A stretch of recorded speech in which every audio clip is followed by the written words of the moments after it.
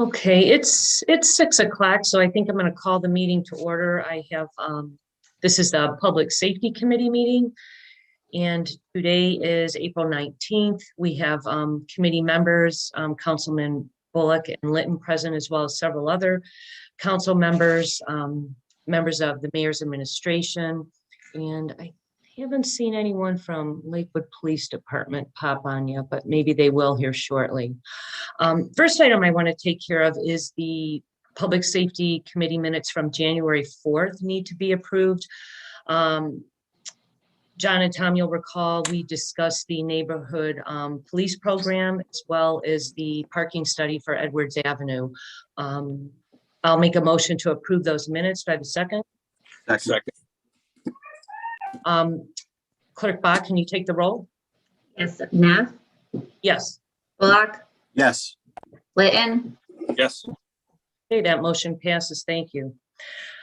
Okay, so we have a lot to talk about today and only unfortunately an hour to do that. So this will be a continuing discussion and conversation.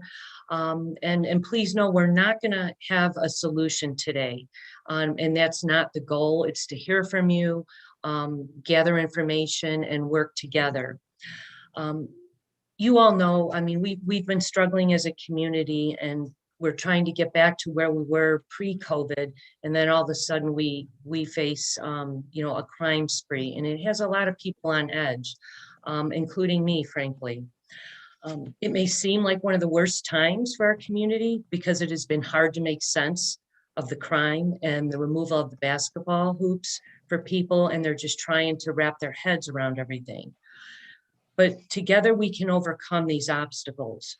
An example is Saturday. It was a wonderful event. Randy Brown, I believe, organized, who is here today, as well as others. It was peaceful, it was civil, and it was really enlightening to hear from everybody at Madison Park on Saturday at 4 o'clock. That's coming together. That's our community, and that's what we need to continue to do. People's feelings are running the whole gamut, from anger to fear to sadness. We need to be respectful of everybody's feelings.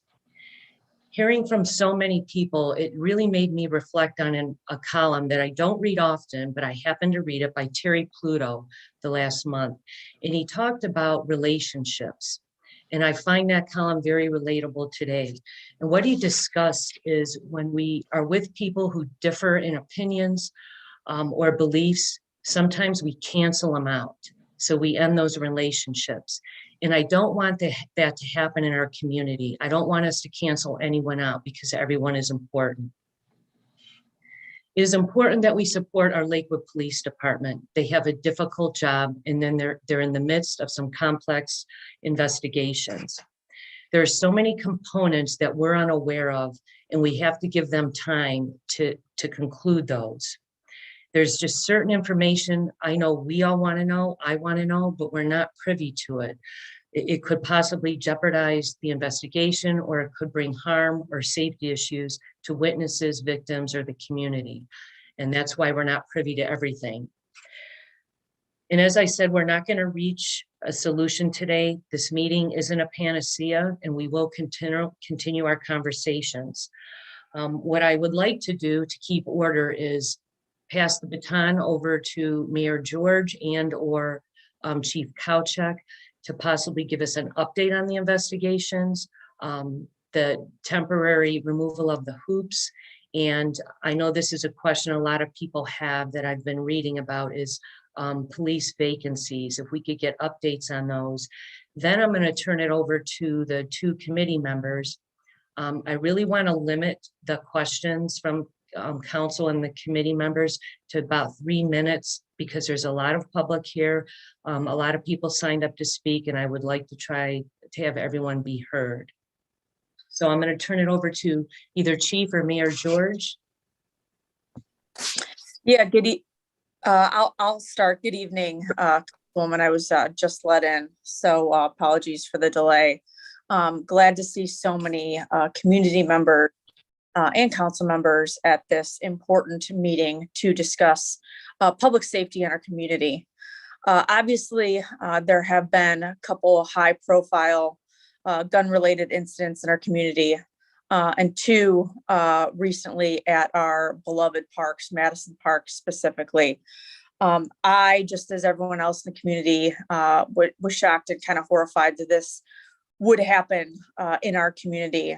And it's good news, and the chief can provide an update on where we are at in that case. But good news, we've caught the suspects in most of these cases due to the excellent police work of the Lakewood Police Department.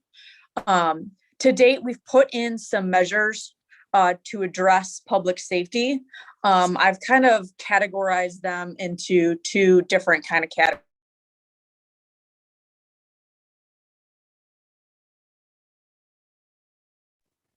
Mayor, You're muted, Mayor.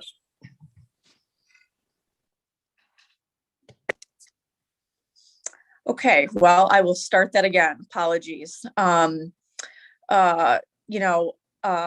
so glad to see so many community members here at such an important meeting to discuss public safety. Obviously, there's been a few gun-related incidents in our community, and 2 within the last few weeks at our beloved park, specifically up at Madison Park. The police chief Kauchak can give an update on where we are at in those investigations, but I'm happy to say in most instances, thanks to the good police work of the Lakewood Police Department, most of those suspects are in custody. We obviously want to address safety in our community, and I've kind of bucketed next steps into kind of 2 different categories, short-term and long-term solutions. In the short term, what we've done to protect our community is increase patrols at all of our parks. We've also have an officer assignment at Madison Park during peak hours. We're also adding additional high-tech police cameras. They will take a little bit of time to install, but we are adding them. Similar cameras are up across the region. Mentor has them. I understand Independence is adding similar cameras as well. That'll help us when a crime does occur. It'll help our police investigate those crimes.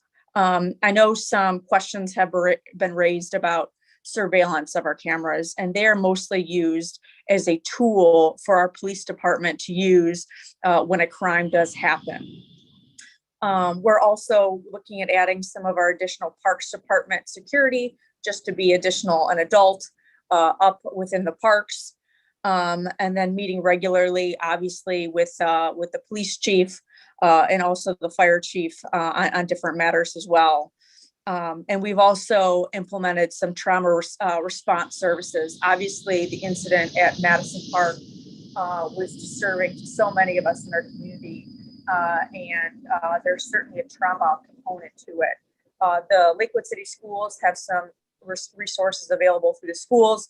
We at the city are partnering with Frontline Services and our Human Services Department to provide trauma response to families and kids who may have been at the park or even had a family member at the park and are dealing with traumatic issues. Those services are available, and information is available on our website to speak with Frontline, and also our caseworkers and human services are available as well. Now, those are some of the short-term solutions because no one wants to live in an environment where we have a police officer at our parks all the time.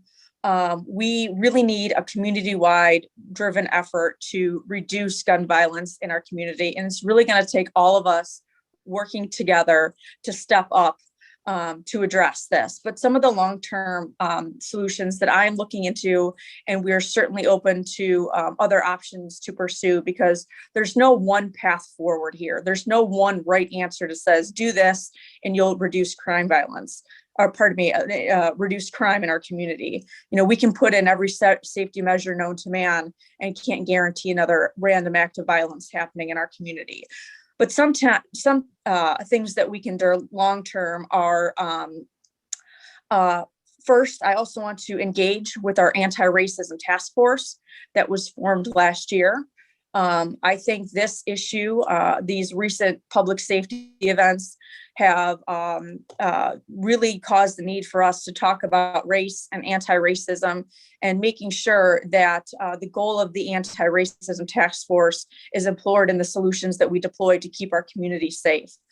So I'm working on a communication to the anti-racism task force so that they can help develop strategies with us, with the administration, with council, so that we can make sure that all members of our community, including the BIPOC community, feel safe when they're in our parks. So that's one thing. Two is begin to engage with the Lakewood Outdoor Basketball Committee and other community stakeholders to make sure that basketball continues in our community.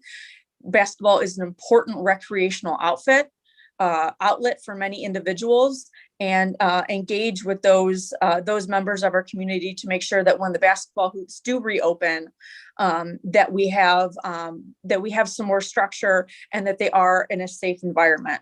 Last thing we would want to do is when we do reopen the basketball hoops, some sort of incident happens. So engage with community stakeholders. Also, I'm working with myself and Human Services Director Jill Semino and Chief Kauchak. We're working with Metro Health on a community stewardship program, which is just at the infancy of its discussions, but basically look at community stewards within our community to talk about issues such as guns, such as trauma, so that we really begin to have a community conversation and a community dialogue about how we make our community safer. So with that, I know we have a lot to get to. I don't want to take up all the time, but I want to let the community know that we're pursuing multiple angles, multiple avenues to ensure that Lakewood continues to be a safe place for all of us. Like I said, there's no one path forward. It's going to take all of us working together. And if any community can do this and make change, I know it's the Lakewood community. Thank you, Mayor George. Did you want Chief Kauchak to make any comments at this time? We could provide you with an update if that works, where we are in the Madison Park incident. Yeah, why don't we do that, please? Okay, so just to get everyone up to speed, we had a shooting at Madison Park back on March 11th. It involved 3 males who had gotten into an argument over who had next game on the court. That night, there was gunfire exchanged by all 3 males. One of the males got struck in the shoulder. It was a superficial wound, but it was a very frightening event for anyone who was at the park that night. That night, we arrested the male who had his shoulder wound. He was arrested for having weapons while under disability, which means he was out on parole. He's not even allowed to possess a weapon. He was also arrested for tampering with evidence because he tried to hide the gun from officers. A little later on April 3rd, we identified one of the other 2 shooters. He was subsequently arrested for felonious assault. And then a 3rd shooter on that incident, we may possibly have him identified. We're still running down leads to make sure we have the right person before we get a warrant for him. Then you flash forward to the most recent incident at Madison Park. That incident, we had an 18-year-old male fired a gun inside a car at a 18-year-old male who was standing outside the car. We immediately arrested the driver of the car within a couple days, identified him, arrested him. Information led to us identifying the actual shooter in the case, and he was arrested on Friday night, and we recovered the gun that he used in that shooting. So as far as Madison Park goes, we had 2 incidents, 5 suspects in all. We arrested 4 out of the 5 suspects. We got a 5th one that we were probably pretty close to charging. I know nobody wants these incidents to occur in the first place. We can't be everywhere. We can't have an officer on every corner. I don't think anyone wants to live that way with a police officer standing in every corner. But we can respond to them. And I think in this instance, both these instances, the police department did an excellent job of starting out with almost no leads and solving both of these crimes. So with that, if you have any additional questions, I can answer for you. Councilperson Neff. Thank you, Chief. Two questions, and then I'm gonna go around to my colleagues to see if they have any. One, the mayor mentioned that there'll be increased patrol at the parks. Does this include foot patrol? Because I personally think that's important. And a lot of what I heard this past Saturday, people said, you know, the officers sit in their cars. It would be nice if they got out and engaged with the community. So that's one. And then actually I lost my train of thought. Oh, the second one is the elephant in the room is when are the hoops going back up?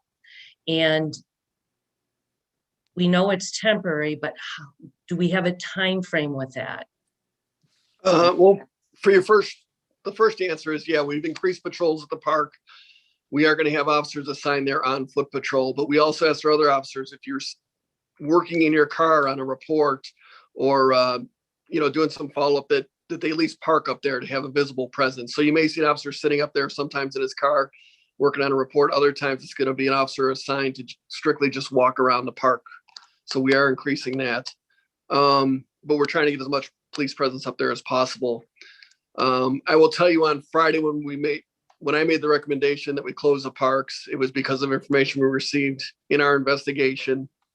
I can't get into the details of it right now, but a temporary closure, in my opinion, was definitely warranted. I know I got to kind of sell this to the mayor and the council people, because obviously you know how important basketball is to the Lakewood residents. But it is a temporary closure. We're not closing it down forever. At this point, I just can't give a time when we're going to open it up. I don't anticipate it being very long, but I don't want to give a date right now and give someone false hope and say, well, you said it was going to be closed for this long. Why isn't it open yet? And I just can't get into the details of that right now. Okay, thank you. I see Councilman Rader and Councilman O'Malley have questions or comments, but first I want to ask Councilman Litton or Bullock a few minutes. Do either one of you want to make a comment or have questions right now?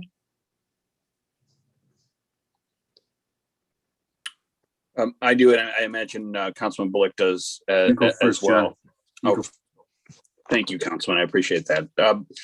I won't belabor the suggestion front. I've already put some things forward, and I know that they will get discussed in due time. I think for me, while we have this kind of a captive audience, Chief Kowchek, Mayor George, regarding filling of positions, open positions, and for me, selfishly as a ward council person, the community police officer roles, and what our status is there. I know it's you want to be thorough in hiring processes and things like that, while also trying to fill things as quickly as possible. So any sort of update there, I've always felt like the community police officers were such a wonderful way for all of us to engage with our police force without it being a police matter necessarily, but merely just as a part of the community. And so when we get to know someone, we meet at coffee with a cop or ice cream with a cop or whatever the case may be. Yeah, I'll address that.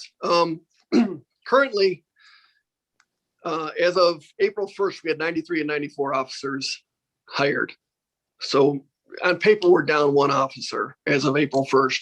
The problem is I have 9 officers who are out on either on light duty or out on extended sick leave or FMLA leave that I can't count on right now. I also have 3 officers at the academy, and I have 7 more officers who are either being onboarded or in the FTO program where they can't be on their own yet. So that's a total of 19 officers we're down. That's why I'm not filling those MPO positions at this time. If I were to fill the MPO positions, the MPOs do a great job. They engage with the community. They do, like you said, the coffee with the cop, the ice cream with the kids. They meet with their block watch groups. They meet with council people and other people throughout the city, directors and things of that nature. The problem is if they're at meetings all day doing that kind of stuff, those are less people I could put in a patrol car actually looking out for the safety of the citizens. And being down technically 19 officers, I don't have that luxury right now. I will tell you that Officer McNeely is getting promoted this Friday, and he will be replaced by immediately his position. And we saw the two DARE officers that will have more time to attend to the NPO duties once school is out.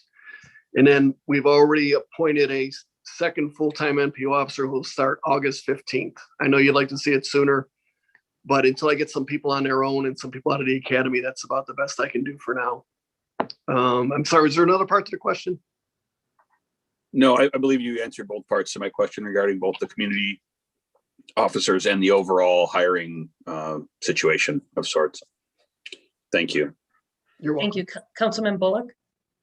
Thanks, Madam Chair. And Chief, I think many of us have experienced the neighborhood officers as supportive of the safety that we all want. And I know you agree. And so we'll keep working together through that, the staffing, temporary, immediate scarcity. A couple of things. First, great response from Lakewood citizens. So many people have given of their time, their concern, talked to one another, spoken to each other, to us in city government, and to news media to prioritize and set the expectation that we want our community safe for everyone. That means everybody of all ethnicities, skin tones, religions, types, ages, everyone.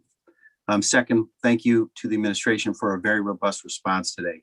Third, I think the factual briefing is very helpful. Chief, I'm very kind of urgent to get the full factual briefing. It's very understandable that many citizens and council members are speculating on the partial information that we have already. What I've come to learn through 13 years on city council is that the details are very important, and something that appears one way at first could shape up to be something very different. And so the full set of facts is really going to be helpful, I think, to not only this case, but our understanding collectively of how to improve safety and how to deliver safety in a just and equitable manner in our community. So I know you know that too. I'm just underlining that. Third, double comment is Chairwoman Neff. I think this is great hearing today. Thanks for doing it. I anticipate that it would be very useful to continue these. We won't get, as you said, everything done today. We on the formal city government side have a series of specific safety improvements to consider, recommend, research, get into. I see great citizens like Mary Ann Crampton are here who've come forward with some models for conflict resolution. Those are all things we got to work on. I also think as a broader community that, and I've seen this played out on social media, that the beginning is safety that quickly gets into many other issues that also deserve our time. I think we've got to commit ourselves, I certainly am, to a series of face-to-face conversations. This is a spoiler. Social media is not very good for two-way communications and listening and handshakes. That's what we need here. So I invite us to commit ourselves, probably with the help of Director Gelsomino and the Anti-Racism Task Force, hopefully with others in the community. Lakewood Alive is great at forums to doing this. I'll be there for them, and I'll organize them if I can be helpful. Thanks. Thank you. Okay, next up is Councilman Rader. Then we have O'Malley and Schaffner. Thank you, Madam Chair, and thanks everyone for being here. I was going to say something different, but I think it's important. We've gotten this far in the meeting, I have to mention, and it was brought up, and I really appreciate the mayor for creating and engaging with the Anti-Racism Task Force. But when we talk about, being careful about how we police, we're really talking about making sure that Black and brown people in our community feel safe, and being very, very careful and deliberate about how we do our policing is going to be important to making that community particularly feel safe, because they've had a different historical experience with the police than I have, right? Or those of us with a lighter complexion. So I just want to be very clear that is something that needs to be conscientious, needs to be addressed directly as we continue this conversation. I think we will. And I think we're starting. This is a beginning, as the chairwoman said, of that conversation, but I wanted to make that clear. Secondly, at the community meeting, the basketball meeting we had on Saturday, I was there, and we talked about, some people had asked what Cleveland's doing.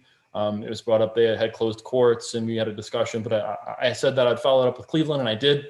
Right after the meeting, I called Councilman Slife, talked to him for quite a bit, and the courts are opening all over Cleveland right now. I even drove around Sunday, and there's a few that are open. Cadell's open, a few others are open. So I wanted to add that to the discussion and and urge that we open our court as soon as possible. Thank you, Madam Chair. Thank you. President O'Malley? Thank you, Madam Chair, and thank you for hosting this meeting tonight. I want to just say a couple of things. First off, I do have a couple of questions. I think as a community, the reason that these incidents have become so newsworthy is because they've become so rare in recent years. We have really come a long way as a community to be safer, to reduce crime. I was just looking at some of the statistics, and we had over 200 burglaries in the year 2002. 2019, I think we had less than 50. And so we sort of have, I think, this kind of reaction when there's what may seem like a canary in the coal mine type moment of 2 shootings in a month at Madison Park, where we as a community get very defensive. We want action right now because we don't want to go back to the bad old days, even though we're not there or close to there. But we have really become a much safer community, but that's something that we have to work at every single day. The chief had mentioned that, we don't want to have or live like we have a police officer on every corner. If you've been to New York City in the last 15 years or so, it really does feel like there's a police officer every time you turn around. But, I think it's a little difficult to diagnose these things, but I really do believe, and I'm have to say that just the absolute saturation of handguns is a major factor here. So many of these things, I feel like, when I was growing up, they would have been fist fights, and now everybody's got a gun in their waistband. And not that shootings obviously didn't occur back then, but they're so much more prevalent now. And that's something that I know we're having a conversation about at a national level, but something that we need to talk about here locally as well. Unfortunately, the state has stripped us of our ability to create gun laws locally, but it's still something that we can talk about and hope to find solutions for. I want to thank the police, outstanding police work that was done to apprehend the suspects in both of these instances. We have an outstanding investigative unit and patrol unit as well, for that matter. And it's, I think it really shows. And hopefully we'll be able to have justice for the victims and also send a message that we take keeping our parks safe very seriously. Do want to reiterate, as I've said, I was one of the drivers of putting the basketball courts back in at Madison Park a couple of years ago, and just want to reiterate my position, which is unequivocal, that I do support basketball at Madison Park. That is an amenity that is enjoyed responsibly by 99% plus of the kids and adults who use that court, and I think giving them up permanently would be something of a surrender. So just a couple of questions that I had, either Mayor or Chief Kachek. Mayor, you had mentioned that cameras, new high-tech cameras would be installed at some point. Do we have a timeline on that? Yeah, so it's looking about 4 to 6 weeks. We just had law sign the contract with them, I believe, on Thursday, and they're giving us about a 4 to 6 week time frame. Okay. I know there was talk at our last community meeting that a patrol officer would be assigned to the parks. How does that work in terms of, I know Chief, you had mentioned that there were an increase in patrols at the parks. Is there one person that's his or her assignment for the day? Yeah. Yes. So to answer that, we've assigned an officer up there for a 4-hour shift every evening. And that's their only job. Stay at the park, walk around, talk to people, engage with people. And then, like I said, in the meantime, we've asked all of our officers who are on that side of town in those zones to make it a point to drive through, park there if you're working on a report, and do it there on your in-car computer, things of that nature, just to get a higher presence there, more visible presence. When did that start with that? You've got somebody assigned there 4 hours a day. I believe we actually were going to start it on Memorial Day, and we bumped it up to right after the shooting. We started doing that. Okay.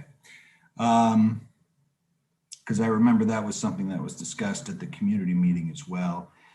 And is there the security guard that was there that night of the second shooting? I'm sorry if I missed this. I got on a minute late. Has he been working for us for some time? Does he work directly for the police department? Is he an auxiliary officer? He works for the Parks Department through Public Works. So they employ the park security guards.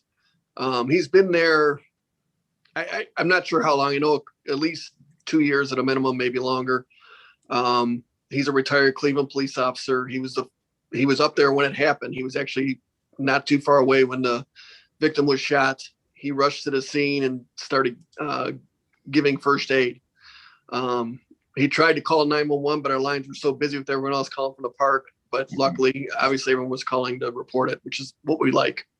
But yeah, he did a phenomenal job, and even was getting some pushback from other people at the park who may or may not have been involved in this, with the parties actually yelling at him, telling him to get away from that person. But he did his job like he was supposed to.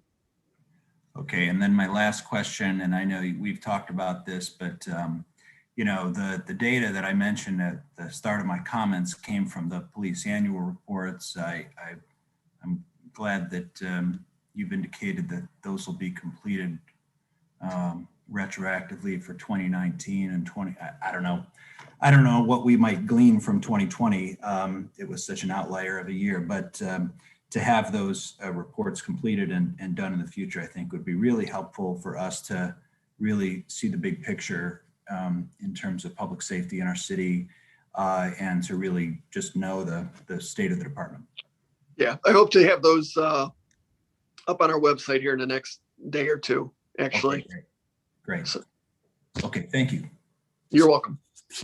Councilman Schaffner. Thank you, Madam Chair. I first want to say that I do really appreciate the frankness of Chief Kochek, really addressing the realities of law enforcement. And one of the most frustrating things I believe in the law enforcement community is that you can't prevent everything, no matter how hard you try. And again, it's one of those, be careful what you wish for, that most of us would not want to live in a world that the type of police force necessary, the type of shows of force necessary in order to have an overall prevention through just a police department would bring. But I do appreciate how the Lakewood Police Department is excellent at responding. Excellent. Not every department, departments I've worked with in the past would do all the work that they do to follow up on suspects. Some would just give up. Lakewood Police Department does not give up when something happens in this community. I also do appreciate Mayor George's plan as she articulated it, because that's where crime prevention really comes in. It's a community effort. It involves all of us. And I love how she's talking about leveraging the professionals that we have here in City Hall, like Director Gelsomino. leveraging a lot of our engaged citizens here, those that volunteer to make our community better, like those involved in the anti-racism task force, those that volunteer. We see them all the time. We know who they are. And just thank you for making that effort, Mayor George. I appreciate it. And I think us as a community appreciate it. Nobody wants to see, well, I don't want to speak for everybody, but I of course, do not want to see the basketball courts go away. I'm a big supporter of them. However, I do trust the chief and the mayor and their judgment here. What they provided was reasonable. And I trust that once they deem it safe, that they will come back. And one more thing, I do want to comment about firearms and how that is really an epidemic, not only nationally, but in our state. I have to tell you, in my job, almost every case I get has a firearm involved, stolen. I had a case where the firearm was reported stolen in 1983. So things float around and people get them that shouldn't have them. But I really do believe that the plan that the city has outlined through Mayor George is one that is holistic, involves the community, and will make Lakewood a safer place. So thank you. Great, thank you. I want to make note that there were a lot of e-comments, which will be part of the record. I'm not going to have time to read all of those. I did beforehand, and the majority, the expressions were about, we want the hoops back. Don't demonize basketball. It's a great rec sport for kids and adults, and a healthy need. So that was really the communication. So I'd like to turn now to some of the speakers who signed up. I don't know if we're going to be able to get to all of you, and I apologize in advance. We have a hard stop at 7 because we have a finance committee meeting right after. So I am going to go to Madam Chair, if I could just Yep. say on that note, we will certainly welcome public comment if anyone would like to join the full regular Okay. council at 7:30. And Great. if anybody would like to submit written comment too, we'll of course have that entered into the record. Right, perfect. The first person I'm going to jump to, only because I think she was the first one on from the public, is Julia Toke. And if Julia, if you could state your name and address, and just be respectful in your comments, try to limit the time if you can, so I can get to some other folks. Thank you. Yeah, absolutely. Hi, thank you. I'm Julia Toke. I'm at on Parkwood Avenue. I don't think I'm going to give my physical address, if that's okay. It's okay. Okay, thanks. So first, I just want to thank the council and the mayor for the awareness and apparent willingness to approach the situation in the very multidimensional way that you are. Over the last week, I've been asking myself a lot of questions about fears, safety, and my personal interaction with our community. And honestly, the first shooting at Madison Park didn't really give me a lot of pause. Much like the 4 or 5 carjackings at gunpoint, just streets away from me, didn't really kind of stop me in my tracks, right? We live in a city, and we live in a country where guns are legal, and this year has been economically tough for a lot of people, and I've lived in Lakewood since 2004. And there was times in Lakewood where everybody's garages were getting broken into, right? Like, these things ebb and flow. I did put cameras up at my house just because I think that that's helpful to see my teenagers and who they have coming and going when I'm not home. But for the most part, I remain as vigilant as I am. I'm a single woman. I come and go as I please, and I'm out at night in parking lots and so on and so forth. And I continue to try to be a good neighbor. I personally believe that the conversation around guns has cycled and cycled and really missed the core, which is fear. And I think even this conversation this week about Madison Park and basketball hoops and guns, part of the reason why some of these incidents initially didn't give me pause was because I know Lakewood to be safe. generally safe. I let my kids ride their bikes by themselves all over the city. They just check in with me, and from wherever they're going, they ride up to Madison Park. They ride, they go all over the place. They're 11 and 13, by the way. They're not like 3 and 5. And I chose to live in Lakewood because of the community and the neighbors, and that we know each other. And they're generally, people extend their loving hand to their neighbors. And so I know if my kid's out, that I'll get a call from another parent or a message, I saw your kid. Like, I know that that's going to happen in our community. Over the last year, I think we've all been on a heavy dose of fear. We've also been inside on our phones and not interacting with our community. And so I think those are some big factors that are at play right now. There are several studies that point to the correlation between fear and an increase in gun ownership. So that can kind of explain some of the saturation that we have. I know for me, the first time I fired a handgun, I felt like this weapon would take away the fear that I have as a woman.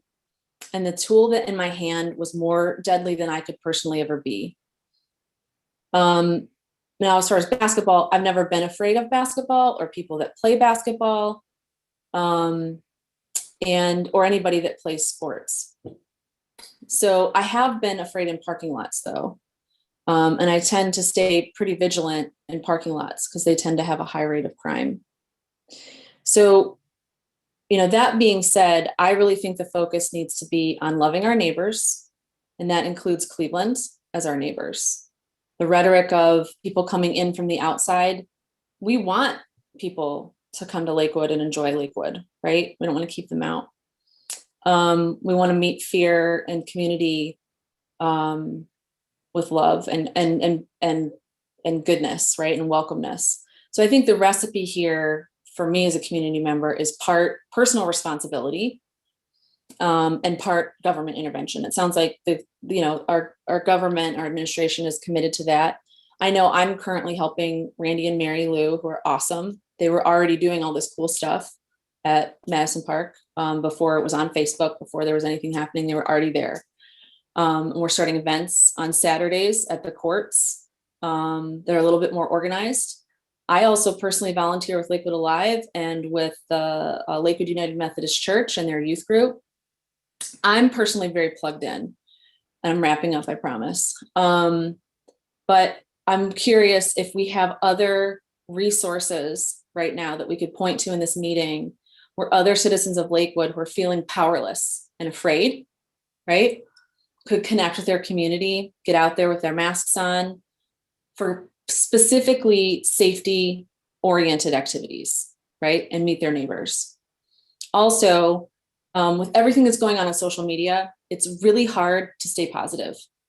Are there official Lakewood community social media pages? We even have a social media page right now called The Pit. I don't know if you guys are aware of this. It makes fun of the big pit in the middle of Lakewood. And people take pictures with it and stuff. But are there any official Lakewood community social media pages that people can access that are monitored by trained community inclusion workers, right? Anti-racist. I mean, you have this awesome anti-racist task force. Can we get, and if these things aren't in place, where do I sign up to be a part of that change that we seek? And that's it for me. Thank you very much. I'd like to jump to Randy Brown. He was one of the big organizers for the community court talk, I guess I'll call it, kind of like that.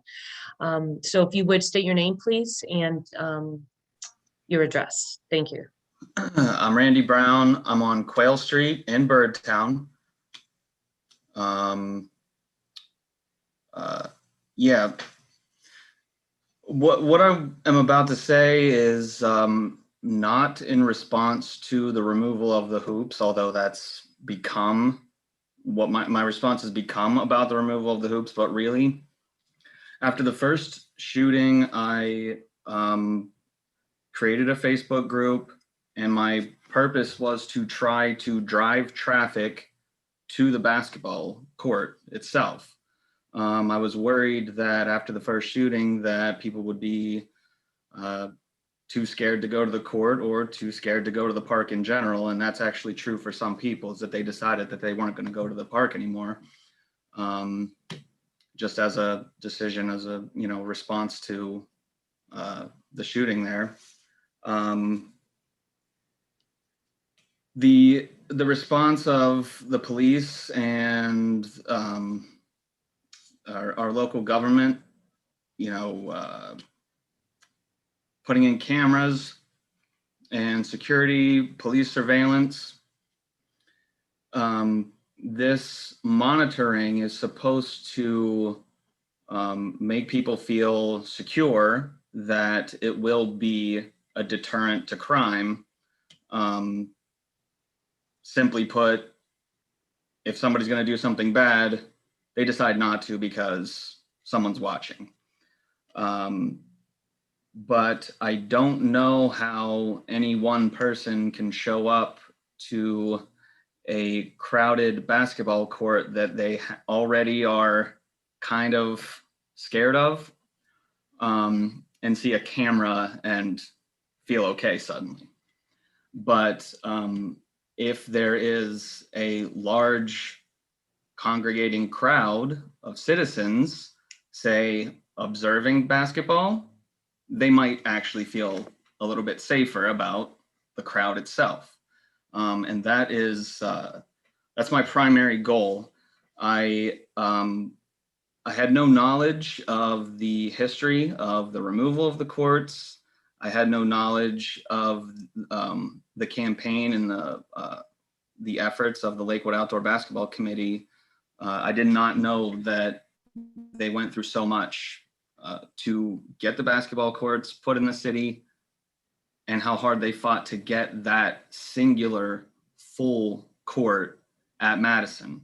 But when it went in the summer of 2018, being that I live in the neighborhood, being that I love playing basketball, I of course was ecstatic that it was going to be there. And I've been using it every summer since then, when I'm not injured. But my plan is to gather people at the court, and it's not my own singular effort. Some council people are getting involved. Very encouraged by that. Tess, you were there on Saturday, Tristan, and also Sarah Keppel. Dan O'Malley said that he had planned to be there, didn't feel well, but supported us in spirit. So, I mean, he was going to be there, but still made it a point to let us know that he wanted to be there. The police recommending that the court is closed until something. We're not, I have to accept that we're not getting the full information, and I am accepting that. I guess I'm putting trust and faith into that decision. I'm putting trust and faith into the police, and I'm going to ask that the police trust the community. We need to be trusted that as soon as you give us the basketball hoops back, that we'll be there.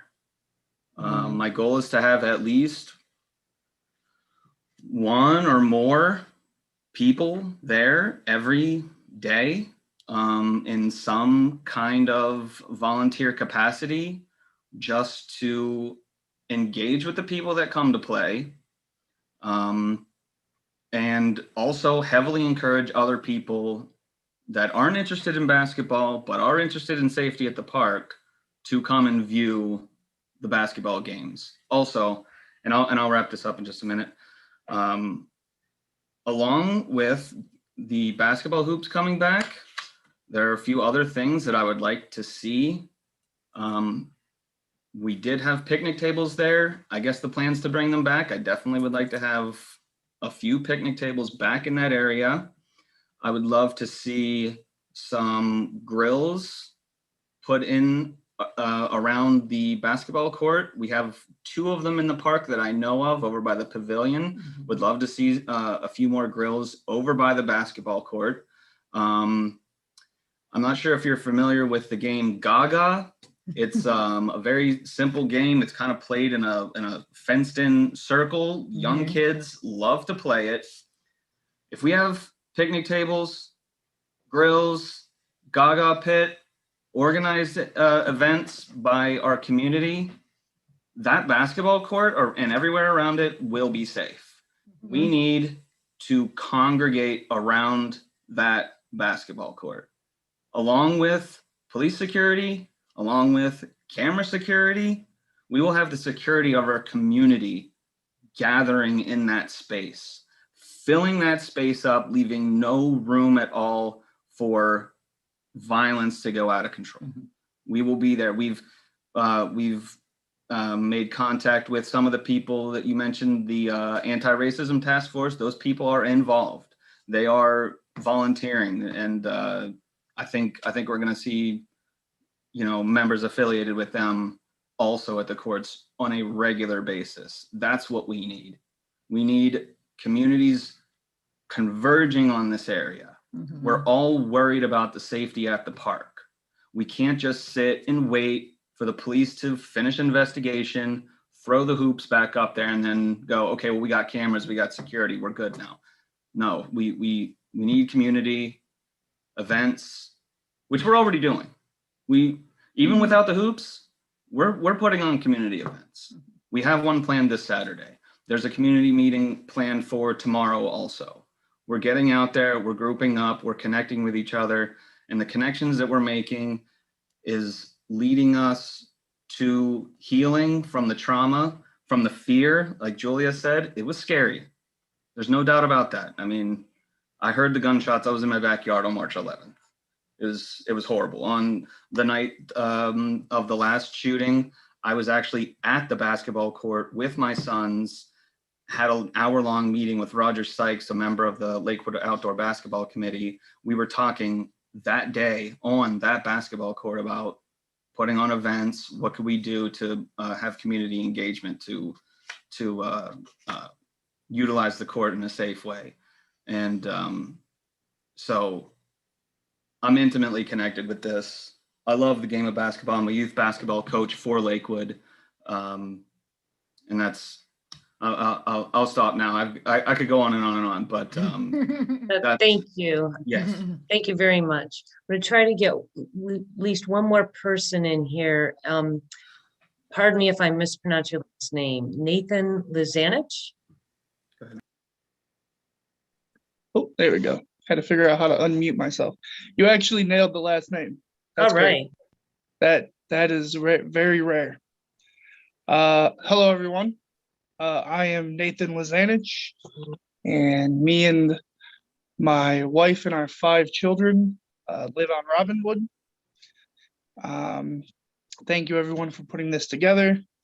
I don't know how to do the formalities like thank you, Mayor and Madam, and this. I don't know all that, so I apologize if I seem rude.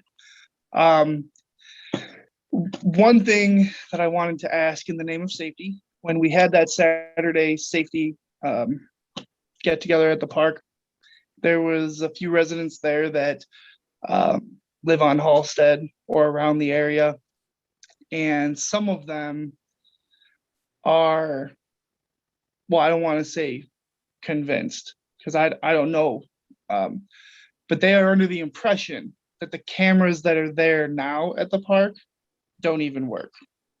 And one person who gave her account said that there was a car broken into that was in the parking lot that looked right into her backyard. And when they asked about the cameras to see, she was told, and the victim was told, that most of these cameras don't even work. Now that could be an exaggeration, I don't know, but a lot of what I was hearing that day is a lack of trust in the things that are designed to keep us safe. You know, so even if all of those cameras are working, or they're going to be replaced with high-tech ones, it doesn't change the fact that there is a growing number of people out there who are feeling like they can't even rely on one little piece of electrical equipment. So is there working cameras in the park? Are they all working? And if they are not, how can we go about getting that addressed? I don't know who would be the one to answer that, but Yeah, I can. I know traditionally this isn't meant for back and forth, but I do want to quell that rumor that the cameras at Madison Park do work. I actually was up in Madison later that evening on Tuesday, and then at the police station most of Tuesday night, and watched some of the video from the camera myself. Chief can chime in further about the cameras. There are times when a camera does go down. At times, it's not often, and it's not a lot of cameras. But in general, our cameras are working. great. Thank you, Mayor. I'm going to try to get one last person, and then the rest of you, Clerk Bach is going to post the general meeting Zoom link, so you can all speak at the general meeting, the last folks who I can't get to. Casey Davis? Hi, thanks, everyone. Me also, I don't know about the formalities, but I do appreciate giving the opportunity to speak on some of the points tonight that have been made. And I know we're not supposed to go back and forth, and I don't know how I'll have these questions answered, but first one comes to mind.